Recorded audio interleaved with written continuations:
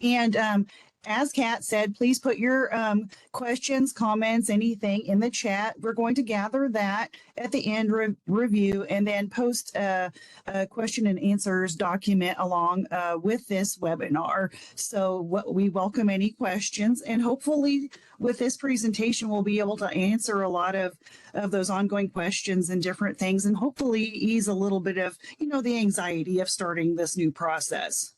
I am Leslie DeGroat. I'm the division's statewide clinical coordinator, and this 1 hour webinar will focus on the Missouri Division of Developmental Disabilities Health Risk Screening, or HRST, process and information for transitioning from implementation phase 1 to implementation phase 2, or the statewide go live, which is on May 1st of 2023. This webinar will highlight the process enhancements resulting from provider participation during phase 1. We will also review some frequently asked questions during this webinar. We do have a colleague who will be joining us if she hasn't already.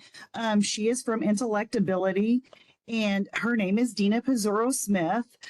She's here to just sort of be a supportive, positive presence. She is a registered nurse and is the director of client services for Intellectability.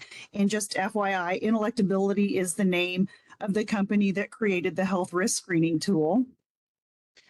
You've likely or will likely get to know her due to her and her team working very closely with Missouri to provide support for this process.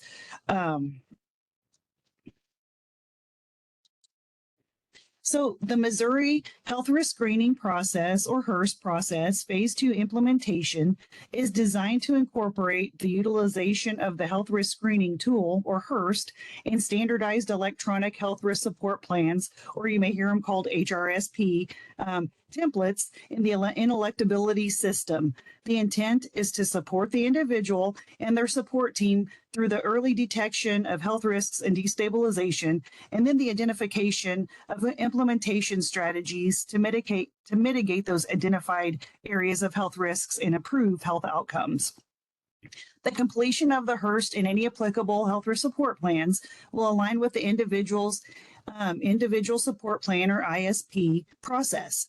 Information entered into the Intellectability system will be accessible electronically to all identified team members, providing a more efficient and effective system for interdisciplinary team member communication and direct accessibility to identified health risk planning and service information. This access will provide a more efficient and effective process for ongoing monitoring to ensure individual waiver participant health and welfare. So who does the HRST process impact? Well, the HRST process is designed to have the individual to their fullest extent possible and their identified interdisciplinary support team, as in like family, friends, paid support staff, support coordinator, the team. Collectively, they will complete the HRST. The HRST is to be completed during the month prior to the scheduled ISP meeting month. And this is a revision from phase 1, something we learned and were able to do.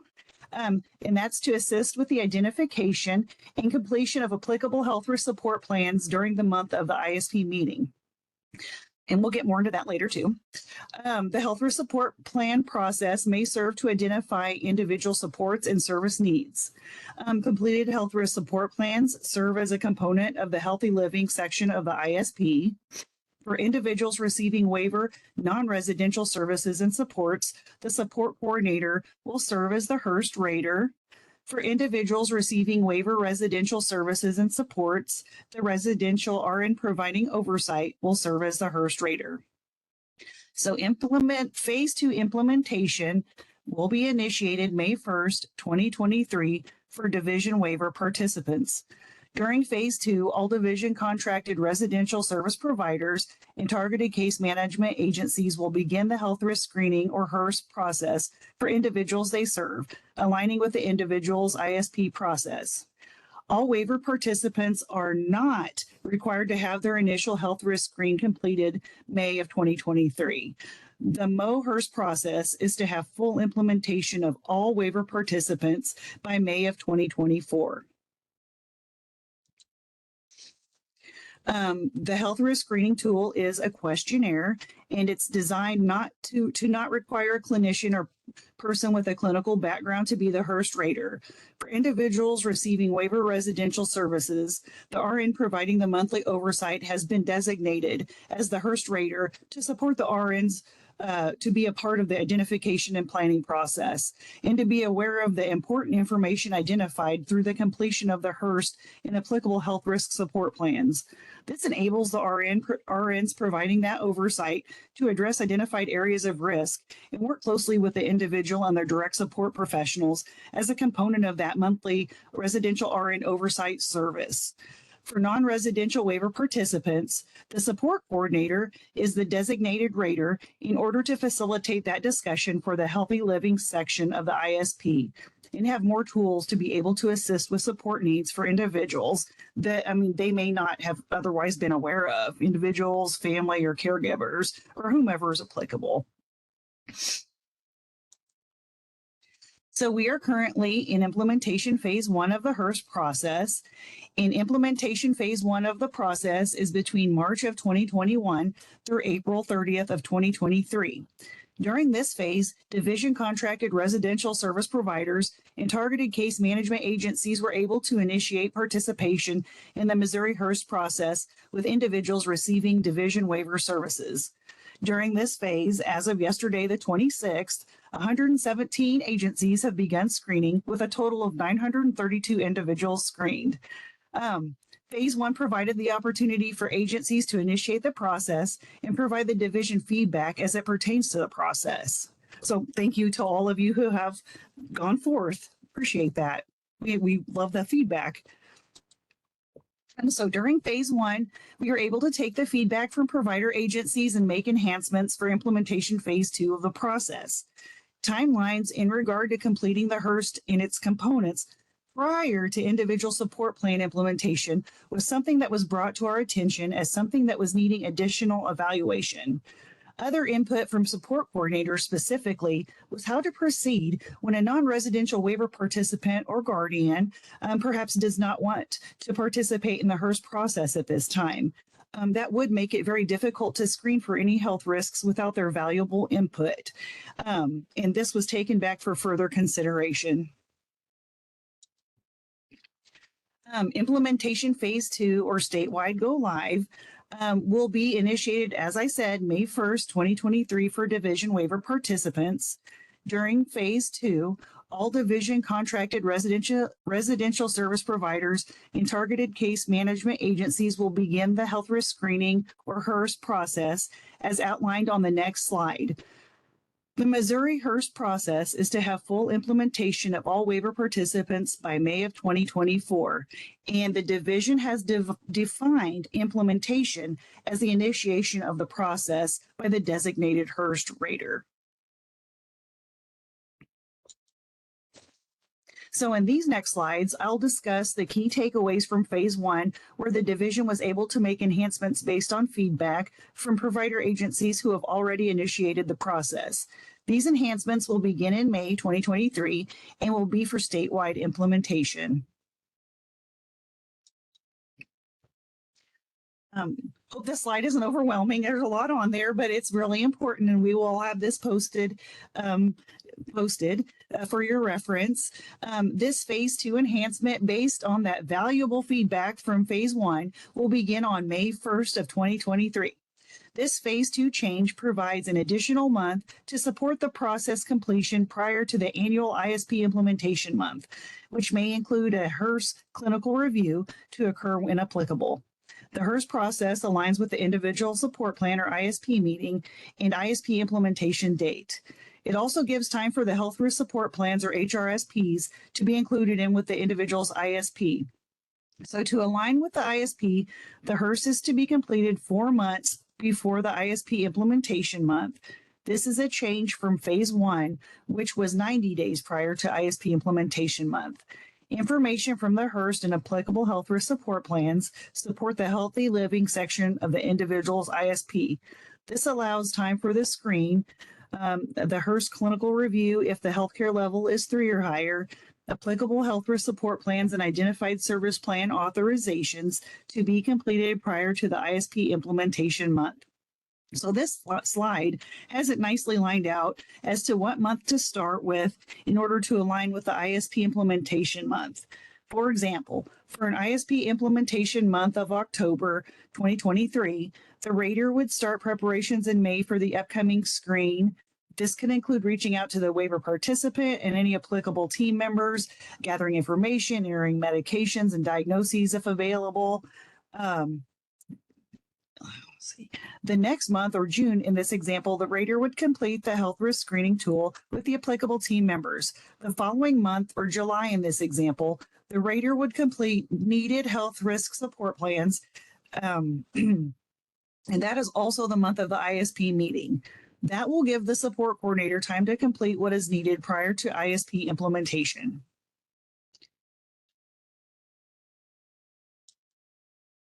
So another enhancement based on feedback from phase 1 is if upon support coordinator communication and review of the Missouri Hearse process with the individual and family or member, if applicable, if they refuse to, participate, the designated support coordinator, Hearse rater, will attest in the inelectability system, the individuals and then family member, if they're applicable, and their declination to participate in the completion of the Missouri Health Risk Screening process at this time.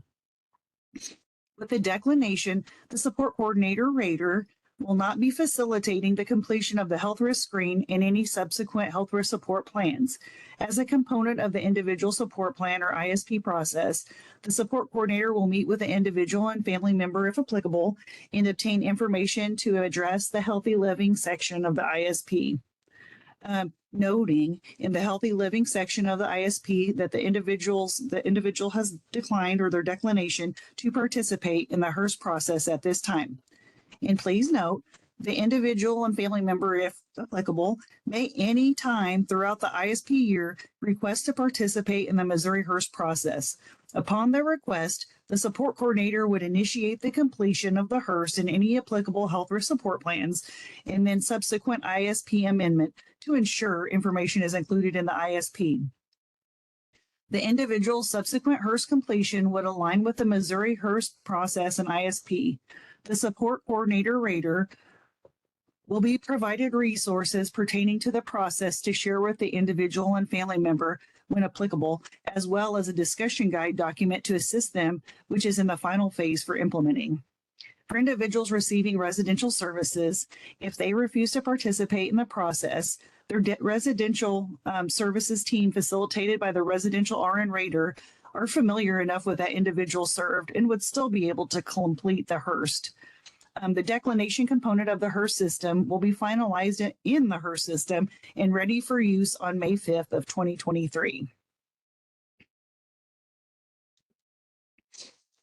Okay, this may be a slide that you've seen before. It's in regard to the transition timeline from the Health Identification and Planning Systems, or HIPS process, to the Health Risk Screening process. After April 30th of 2023, individuals receiving DMHDD residential waiver services will no longer have health inventories completed. All open HIPS documentation in the Seymour system will be closed effective October 1st, 2023, allowing time for health inventories of 30 or higher conducted prior to May 1st. It'll allow for time to ensure any resolution of any findings.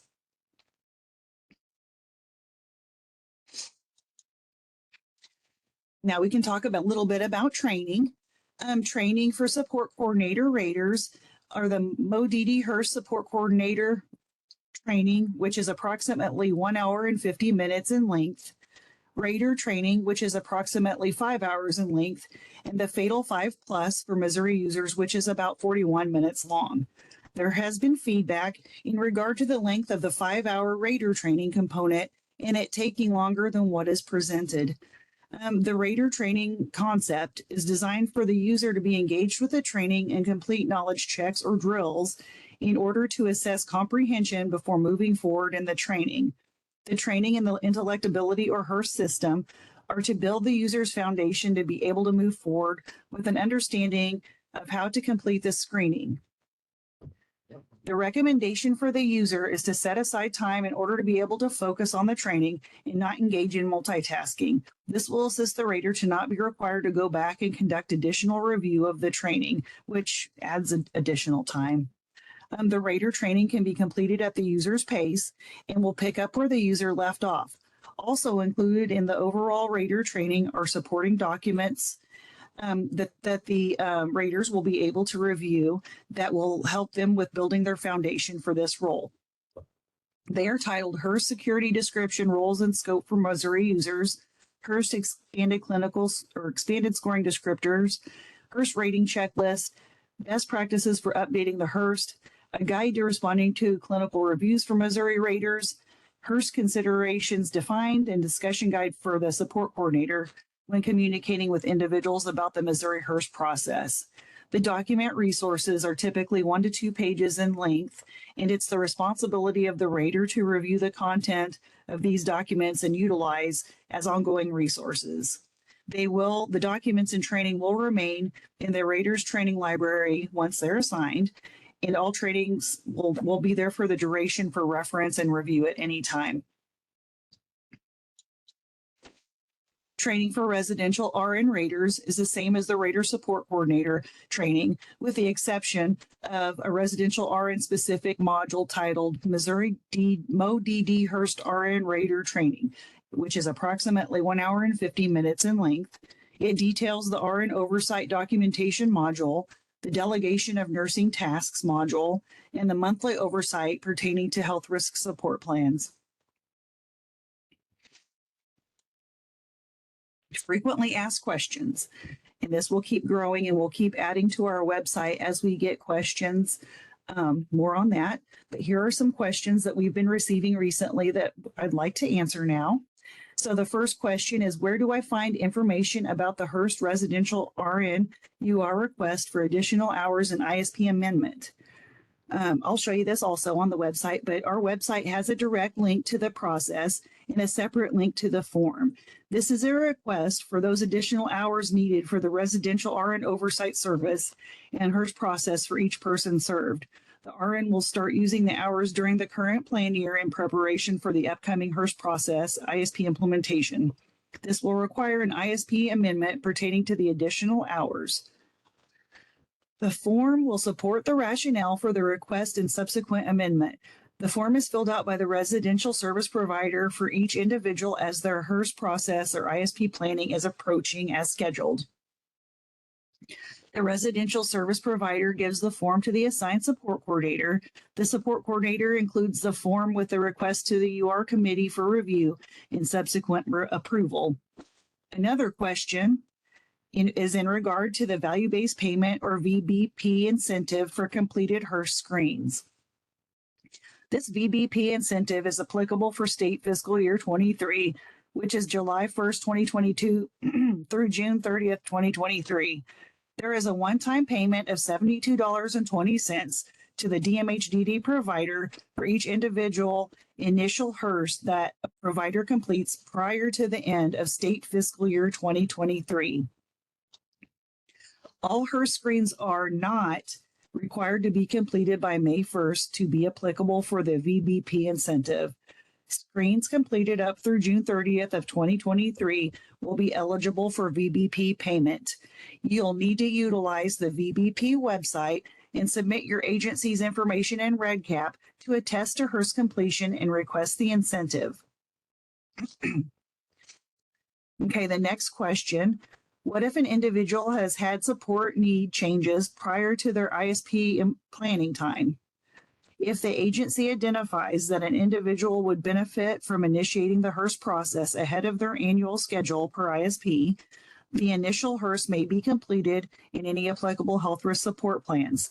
This may require a plan amendment to include applicable information from completed health risk support plans and know any identified service and support needs. And the Hearse process would still be expected to align with the person's annual ISP schedule moving forward. The next question, as a residential RN rater, when do I begin documenting in the monthly RN oversight module and is it required? The expectation is the residential RN rater will begin documenting in the monthly RN documentation module the month following the completion of any applicable health risk support plans. The inelectability system is designed to auto-populate any health risk support plan goals into the residential oversight RN monthly module to support ongoing monitoring and implementation to address identified areas. However, the RN can initiate using that module for all individuals at any time. It is an expectation that the monthly documentation will be in this system as a standardized documentation to ensure that it is adequate to support the waiver assurance of health and welfare for the individuals receiving services. Agencies may reach out to the division through the Hearse DD mailbox to request a meeting to discuss current agency documentation systems and possible workflow solutions to ensure that the residential RN monthly documentation is available in the inelectability system.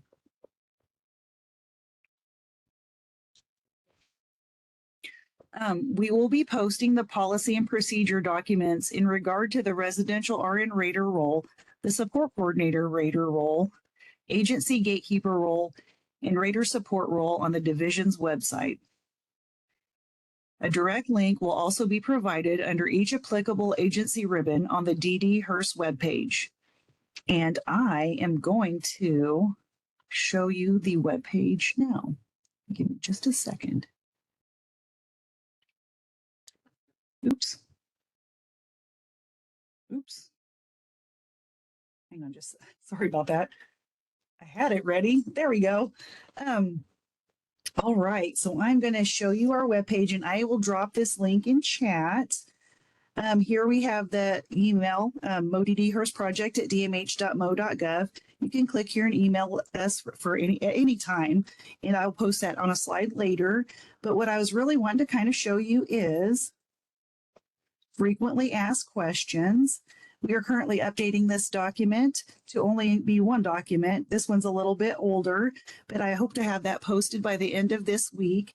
And we will, so it will be, currently it's 8 pages long, so it'll be a little bit longer, but we appreciate your feedback and questions and just want to be able to have that out there for your review and to answer some things and help make things easier. Right here in this, I guess they're called ribbons. I always want to say tabs. But under this ribbon, it's information for individuals and families. Here we have, this is a brief video. It's very brief. It's how individuals, family members, and others can help ensure accurate scoring of the Hearst. And families or anyone can actually watch that. Individuals can watch that to kind of help get an understanding of what this is all about. This right here, this health risk screening tool is a link, and it takes you to the inelectability website. And it gives all kinds of information about the health risk screening tool. And just in case you didn't know, it's used by 26 other states. It's been proven and had peer reviews completed on it, and just about how effective it is for identifying those risks so that we can, better support people. So if you want to look more, look at that information a little bit more closely, you can click on that link. Right here, residential service provider agency information. Right, this link right here says Hearst onboarding process. We do have I'll just pop it up real quick, but we have a process flow diagram, which sounds wild. You don't just push a button though to get access. There's information that you need prior to and know what to expect and just to really know what you're getting into. So this outlines it for your reference. We got that feedback from the field as people were onboarding, and so I thought, well, we can definitely make a process flow diagram to help with that. So if you have questions about onboarding, you can always go to our email address and ask, and we will direct you to the right spot. However, if you just want to go to our webpage, which I'll drop that link in chat, you'll go to this link right here. It's a recorded webinar, and it gives an overview of the process and kind of what to expect and things of that nature. Then you'll fill out right here survey questions, which is just how your agency's name appears in Seymour, who the contact is, and then what staff personnel for your agency do you want to be what's called the gatekeepers. And the gatekeeper controls access either requesting accounts for team members or requesting to deactivate accounts, depending on if a person may leave employment or what have you. And so they're in charge of requesting and assigning those things, and each agency needs one. I'm actually the backup for the division, just for our, the division employees. So let's see, right here is detecting health risks. That's a document that talks about this tool. Here are the webinar or the recording presentation slides. So after the agency representative fills out the survey questions, they'll attest to that the gatekeeper and team members will be able to watch, the different videos that will be automatically sent to that person that filled out the survey. And it talks about what to expect when, getting access and trainings and all that. And also it has a little video. They're really short recordings, so I apologize. It's me starring in them, so bear with us. Anyway, it'll have information about the residential RN UR request and ISP implementation process. It kind of goes through that. And then as you can see right here, we have linked the process. So it tells about, how do we go about requesting, what's the expectation, things of that nature. And then here's the form itself to fill out. And then we'll go down to support coordinator. And it's essentially the same as the residential service provider as far as onboarding. The recorded webinars are geared though for residential service providers. They're geared for them, for that, under that ribbon. And then the support coordinator one is geared for support coordinators. And they have similar, the detecting health risk document. There's the slides. And then these Hearse webinar Q&A documents, I believe we're going to review those and then likely take those out and update it, but we're going to add them to the main frequently asked questions or Q&A document. Like, we're just going to combine all that into one and make sure it's all up-to-date information, because as the process evolves and we make enhancements, different things will just need to be updated, and it'll just be easier to have that one stop so it's not so confusing. So there is also a ribbon for Dehabilitation Employment Service Provider Agency, and it's quite similar to the other two, except that recorded webinar is geared for their, their service provided. So hopefully that will be helpful. We will be adding more enhancements to it as time goes by and as things change. So I'm going to let me check my notes, make sure I told everything I wanted to. Oh, just FYI, whenever you fill out that survey, after you attest that the certain people will watch the videos for their information so they know what to expect, that sends an alert to my team and myself. And so my team will request your gatekeeper's access. And what that looks like is they will get an email from, it says Hearst Online. It's from Inelectability, and it's like a welcome email, and it'll have the Hearst app, the link to get to there and how to log in and create a password and things of that nature. So then that gatekeeper can go ahead and log in. They'll automatically have a training that pops up, and it's the gatekeeper training, and it's only about 5 minutes long, and it gets right to the point and tells you how to do your role. And then so that gatekeeper will then request their team members access, and then they'll subsequently receive their emails and then their trainings. Once they log in, the trainings just kind of pop up and automatically start. We do have list of trainings that is on the frequently asked questions document on the website. It's on page 5, I believe, but it has it. I'm getting ready to update it to make it look better and to add another couple of roles on there, but it has the role and then the list of training. So that way you can kind of monitor, as you go, which, okay, got that one done. So hopefully that will be helpful for you. I'm going to pull back up. Let's see. Hang on, let me catch up here.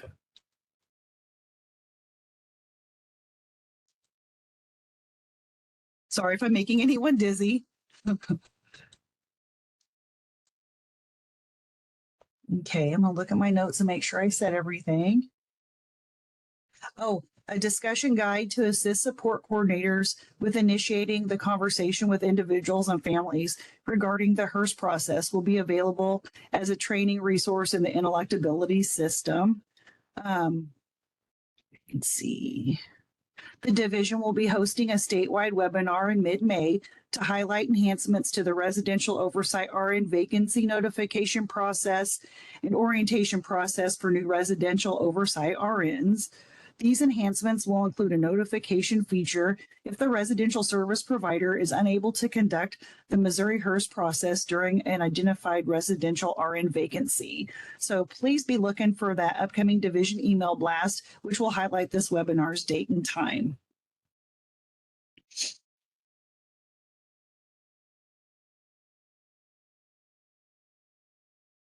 Okay. So we have 3 emails for your use for any questions, comments, feedback, support needs. We're here for you for the duration, forever. So reach out, definitely. Inelectability has an assigned team for Missouri. Central Office has an assigned team for you all. So the first one listed here, MoDD Hearse project at dmh.mo.gov. And that's for Missouri DD specific process questions. I'm sorry, my phone's going off in the background. I can't find it. So anyway, it doesn't just have to be just anything Hearst, like reach out. And if I need to forward you to maybe technical support, my team, I need to forward you there or what have you, we will get you in the right spot. So Mo support at replacingrisk.com, that's available for technical assistance with a system. And if it happens to be something that's more Missouri specific, they will point you to us. So don't worry, we work hand in hand, but you can reach out to them, like say you log in and something's acting wonky in the system, you just reach out to that Mo support, and they're just awesome to work with. I can't tell you how kind and nice they are. Like, I'm like, how are you guys so sweet to work with? And I think they just love what they do. We have this third email, moclinicist at replacingrisk.com, and that's available for questions specific to the Hearse screening tool. These emails are available, as I said, forever. So please reach out anytime now or in the future. As I said, we have an inelectability team assigned to Missouri. So we're here to support you and help you get through this. So anything that you've got going on, questions, concerns, feedback, please definitely, reach out to us. We're here for you. And I want to thank you all for participating today. Really appreciate it.